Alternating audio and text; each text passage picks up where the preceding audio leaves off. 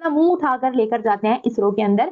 इसरो के हेडक्वार्टर्स का विजिट करते हैं, वहां जाकर बड़े सरप्राइज हो जाते हैं, वहां जाकर बड़े हैरान हो जाते हैं कि वाह भाई, इंडियन स्पेस एजेंसी इतना जबरदस्त काम कर रही है। और यूएस की तरफ से अब ये नजर आया है स्टेप के यूएस के एम्बेसडर जो हैं इसरो पहुंचे वहां पर, उनके जो डायरेक्टर हैं सोमनाथ, उनसे कि क्यों ना अमेरिका और इंडिया मिलकर क्वाड सैटेलाइट जो है वो बनाए। भारत के साथ खास तौर से वेपन्स की और स्पेस की और आर्टिफिशियल इंटेलिजेंस की और एयर की टेक्नोलॉजी शेयर करो कि भारत धीरे धीरे धीरे धीरे धीरे करके एक ऐसे लेवल पे आ जाए कि जब चीन के साथ लड़ाई हो तो चीन की दोनों टांगें भारत तोड़ पाए। अमेरिका को इंडिया की जरूरत है अफ्रीका के अंदर, यानी कि इंडिया अमेरिका डायलॉग हो रहा है कि अफ्रीका के अंदर अमेरिका की पेनिट्रेशन कैसे बढ़ानी है। पूरी दुनिया इंडिया की तरफ दौड़ रही है और अब कहाँ हम नासा की बात करते हैं हमेशा, लेकिन अब इसरो की भी साथ बात की जाती है। भारत ने जो सीए का कानून जो है एक तरह से अपना इंट्रोड्यूस कराया है, उनको हम गलत साबित नहीं कर पाएंगे, क्योंकि हमारे माइनॉरिटी का जो हाल है, किसी दूसरी रिलीजन को फॉलो करने वाले लोग हैं वो सहमे हुए हैं, डरे हुए हैं, और उनको यकीनन भारत की तरफ देखना पड़ रहा है। वो दुनिया को इस चीज में बताने में कामयाब हो रहे हैं कि the Indian democracy with Indian characteristics, not Indian democracy with Indian characteristics चाहिए हमें। पाकिस्तान में सरगोदा में एक बार फिर क्रिश्चियन कम्युनिटी पर अटैक किया गया, और ये एक ऐसा हमला था जिसमें एक बार फिर क्या पता नहीं कितनी दर्जनों बार अब तो ये हो चुका है, घरों को आग लगाई गई। नमस्कार दोस्तों, भारत और अमेरिका के रिलेशन बहुत ज़्यादा मजबूत हो रहे हैं। अमेरिका भारत के साथ मिलकर डिफेंस व अन्य क्षेत्रों में कोऑपरेशन कर रहा है। जब से इसरो का चंद्रयान सक्सेस हुआ है तब से भारत की टेक्नोलॉजी में अपना स्तर बढ़ाया है। वहीं अमेरिका ने इसरो के सामने एक डील रखी है कि भारत और अमेरिका मिलकर क्वाड सैटेलाइट बनाएंगे। दूसरी ओर रूस ने भी भारत को फ्लोटिंग न्यूक्लियर प्लांट लगाने का ऑफर दिया है। देखते हैं पाक मीडिया रिएक्शन। यूएस के एम्बेसडर जो हैं वो इंडियन के इसरो पहुंचे वहां पर, और उस जगह पर उन्होंने ये बात की है, उनके जो डायरेक्टर हैं सोमनाथ, उनसे कि क्यों ना अमेरिका और इंडिया मिलकर क्वाड सैटेलाइट जो है वो बनाए। वो ये प्रपोजल उन्होंने दिया, प्रपोज किया है।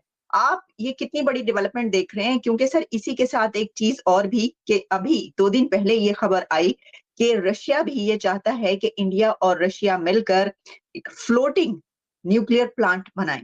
तो भाई अब वही एरिक गारसेटी अपना मुंह उठाकर लेकर जाते हैं इसरो के अंदर। इसरो के हेडक्वार्टर्स का विजिट करते हैं, वहां जाकर बड़े सरप्राइज हो जाते हैं, वहां जाकर बड़े हैरान हो जाते हैं कि वाह भाई, इंडियन स्पेस एजेंसी इतना जबरदस्त काम कर रही है और इतनी जबरदस्त टेक्नोलॉजी से अंदर मौजूद है। तारीफ भी करते हैं इंडियन स्पेस एजेंसी की। फिर वहां जाकर ये भी कहते हैं कि अब इंडिया लॉन्च करे एक क्वाड सैटेलाइट को। क्वाड क्या है बेसिकली, टेक्नोलॉजी से अंदर मौजूद है। तारीफ भी करते हैं इंडियन स्पेस एजेंसी की। फिर वहां जाकर ये भी कहते हैं कि अब इंडिया लॉन्च करे एक क्वाड सैटेलाइट को। क्वाड क्या है बेसिकली, 4 कंट्रीज का ग्रुप बना हुआ है। इंडिया, ऑस्ट्रेलिया, जापान और अमेरिका, ये 4 कंट्रीज हमें क्वाड में देखने को मिलती है। तो उन्होंने कहा कि क्वाड सैटेलाइट को लॉन्च करे भारत, और उन्होंने इस चीज पर फोकस किया। फिर कुछ और भी बीच में बातचीत हुई थी, और काफी सेक्टर्स, निसार जो रिसेंटली अब लॉन्च होने वाला है, इसी साल के एंड में लॉन्च होने वाला है निसार मिशन, जो कि नासा का और इसरो का जॉइंट मिशन है, उस पर भी बात किया गया।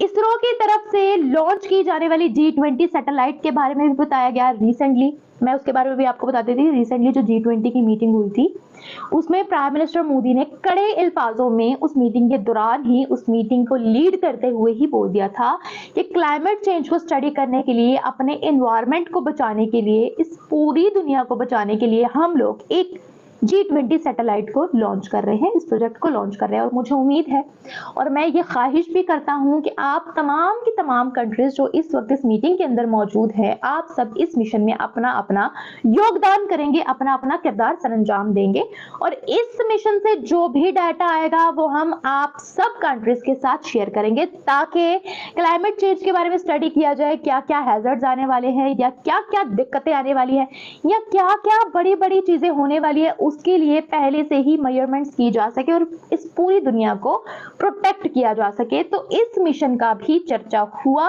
एरिक गारसेटी के साथ जब वो इसरो के हेडक्वार्टर के अंदर मौजूद थे। उसके अलावा इस चीज पर भी डिस्कशन हुई कि गगनयान मिशन के कार्गो की कुछ सप्लाईज को किया जाएगा इंटरनेशनल स्पेस स्टेशन के अंदर। इस चीज पर भी काफी ज्यादा बातचीत। वैसे अगर मैं आपको बताऊं क्वाड के बारे में, तो क्वाड कब बना, ये इसके पहले स्पेस के मिशन कितने हो चुके हैं, या आपस में इन्होंने किस तरीके से दुनिया को काउंटर किया, वो पहले मैं आपको बता देती हूँ। थोड़ा हिस्ट्री में मुझे जाना पड़ेगा ताकि ये टॉपिक पूरा का पूरा क्लियर हो जाए और इसमें कोई क्वेश्चन ना बचे पूछने वाला। तो सबसे पहले देखते हैं कि क्वाड एक्चुअली में बना कब।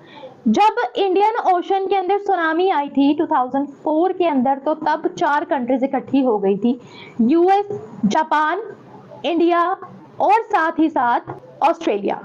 तो इन 4 कंट्रीज ने मिलकर पूरा ऑपरेशन किया था, ह्यूमैनिटेरियन बेसिस पर मदद की थी, डिजास्टर रिलीफ के लिए फंड्स जारी किए थे और एक पूरी इमरजेंसी कॉल भी दी थी। Senior defence officials from India and US, ये लोग मिले और इन्होंने स्पेस कोऑपरेशन इन्होंने डिस्कस करा और इन्होंने collaboration with the American industry discuss करा। यानी कि भारत में डिफेंस के और भी जो सीनियर लोग हैं वो मिले, अमेरिका के सीनियर लोग मिले और दोनों ने बोला कि यार स्पेस में, क्योंकि नेक्स्ट फ्रंटियर स्पेस है भाई, जैसे हम कहते हैं ना 3 फ्रंटियर मानते हैं हम, या 4 फ्रंटियर मानते हैं। कौन से मानते हैं? एक जमीन, एक हवा, एक पानी, एक साइबर भी एक फ्रंटियर है, वो भी एक डोमेन है।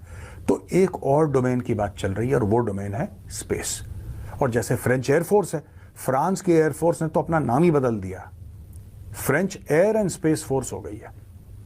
और ये भारत भी करना चाहता है एयर एंड स्पेस फोर्स, यानी कि स्पेस को भी, अंतरिक्ष को भी वेपनाइज करना पड़ेगा अगर चीन को आपको काबू करना है तो ये बात है। यहां पे US India advanced domains defence dialogue, AD3 बोलते हैं इसको, मैं दोबारा रिपीट करता हूं, US India advanced domains defence dialogue. इन्होंने बायलैटरल कोऑपरेशन के पूरे रेंज के इश्यूज डिस्कस करे, किस तरीके से भारत और अमेरिका एक दूसरे के साथ पार्टनर कर सकते हैं और किस प्रकार से अपनी कैपेबिलिटी स्पेस में और डेवलप कर सकते हैं। अमेरिकन टीम थी, उसको लीड कर रहे थे इंडियन ओरिजिन के विपिन नारंग हैं, वो अमेरिकन सिटीजन है, तो अमेरिका की टीम को लीड कर रहे थे विपिन नारंग। ये acting assistant secretary of defence हैं फॉर स्पेस पॉलिसी। और visiting Indian delegation was led by Vishwesh Negi. Vishwesh Negi है India joint secretary of international cooperation, joint secretary for international cooperation. तो विश्वेश नेगी भारत की तरफ से और विपिन नारंग यूएस की तरफ से, इन लोगों के बीच में मीटिंग हुई और इनके, जाहिर सी बात है, इनकी टीम्स भी एक साथ थी और उन्होंने ये डिस्कस करा है, दोनों नारंग और नेगी ने explore ways to enhance space cooperation and identified collaboration opportunities US industry according to DOD spokesperson commander Jessica Anderson. तो डिपार्टमेंट ऑफ डिफेंस यूएस के कमांडर जेसिका एंडरसन ने यह बोला है कि dialogue executes a commitment by the US secretary of defence and Indian minister of defence. यानी कि 2022 में भारतीय मिनिस्टर ऑफ डिफेंस और यूएस सेक्रेटरी ऑफ डिफेंस, वहां पे मंत्री को सेक्रेटरी बोलते हैं, US secretary of defence and Indian minister of defence को 2022 में इन्होंने 2+2 मिनिस्ट्रियल डायलॉग में यह बात कही थी।